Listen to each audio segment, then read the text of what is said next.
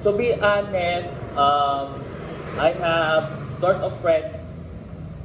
Dagan sila pero bisa usahay ra taon na ako sila makaintera.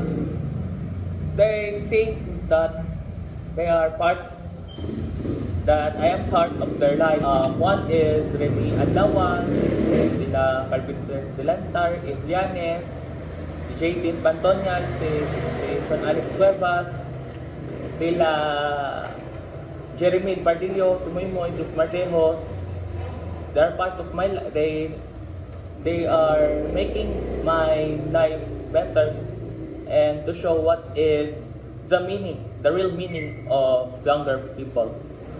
Understanding them and not forcing them.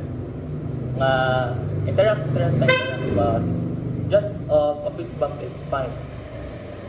Also, Errol Hungay, Leandro, si Benjamin Cañada, sila Kaiser, Calmerin, depend na friendly kayo, pero you can understand naman. Grade 8 sila, just one thing I want to them is respect and appreciation for being a friend.